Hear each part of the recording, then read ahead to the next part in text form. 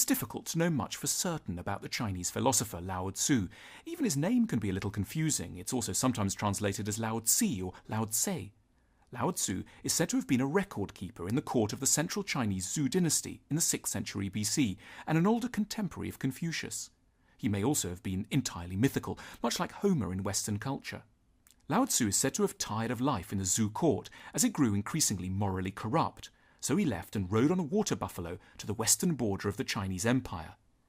Although he was dressed as a farmer, the border official recognized him and asked him to write down his wisdom. According to this legend, what Lao Tzu wrote became the sacred text known as the Tao Te Ching. After writing this piece, Lao Tzu is said to have crossed the border and disappeared from history, perhaps to become a hermit.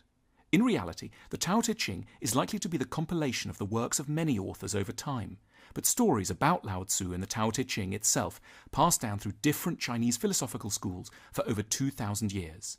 Lao Tzu was the leading figure in the spiritual practice we now know as Taoism, which is more than 2,000 years old and still popular today. There are at least 20 million Taoists, and perhaps even 500 million living around the world now, especially in China and Taiwan. They practice meditation, chant scriptures, and worship a variety of gods and goddesses in temples. Taoists also make pilgrimages to 5 sacred mountains in eastern China in order to pray at the temples and absorb spiritual energy from these holy places, which are believed to be governed by immortals. Taoism is deeply intertwined with other branches of thought like Confucianism and Buddhism. There is a story about the 3 great Asian spiritual leaders, Lao Tzu, Confucius and Buddha. All were meant to have tasted vinegar. Confucius found it sour, much like he found the world full of degenerate people. And Buddha found it bitter, much like he found the world to be full of suffering. But Lao Tzu found the world sweet. This is telling because Lao Tzu's philosophy tends to look at the apparent discord in the world and see an underlying harmony guided by something called the Tao.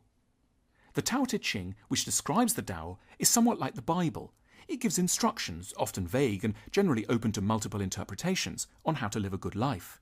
It discusses the Tao as the way of the world, which is also the path to virtue, happiness and harmony. The way isn't an inherently confusing or difficult thing, but in order to follow the Tao, we need to go beyond simply reading and thinking about it. Instead, we must learn flowing or effortless action. It's a sort of purposeful acceptance of the way of the Tao and living in harmony with it. This might seem lofty and bizarre, but most of Lao Tzu's suggestions are actually very simple. First, we ought to make more time for stillness. To the mind that is still, Lao Tzu said, the whole universe surrenders. We need to let go of our schedules, worries and complex thoughts for a while and simply experience the world. We spend so much time rushing from one place to the next in life, but Lao Tzu reminds us, nature does not hurry, yet everything is accomplished. It's particularly important that we remember certain things, grieving, growing wiser, developing a new relationship, only happen on their own schedule, like the changing of leaves in the autumn or the blossoming of the bulbs we planted months ago. When we're still and patient, we also need to be open. The usefulness of a pot comes from its emptiness, Lao Tzu said. Empty yourself of everything, let your mind become still. If we're too busy, too preoccupied with anxiety or ambition, we will miss 1,000 moments of human experience that are our natural inheritance. We need to be awake to the sounds of the birds in the morning, the way other people look when they're laughing, the feeling of wind against our face. These experiences reconnect us to parts of ourselves. This is another key point of Lao Tzu's writing. We need to be in touch with our real, deeper selves.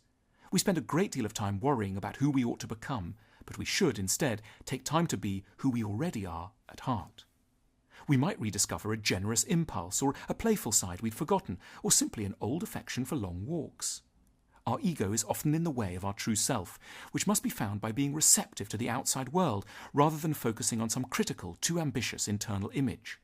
When I let go of who I am, Lao Tzu wrote, I become what I might be. Nature is particularly useful for helping us to find ourselves. Lao Tzu liked to compare different parts of nature to different virtues. He said, the best people are like water, which benefits all things and does not compete with them. It stays in lowly places that others reject. That is why it's so similar to the Tao. Each part of nature can remind us of a quality we admire and should cultivate ourselves. The strength of the mountains, the resilience of trees, the cheerfulness of flowers.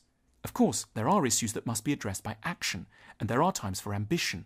Yet Lao Tzu's work is important for Taoists and non-Taoists alike, especially in a modern world distracted by technology and focused on what seem to be constant, sudden and severe changes.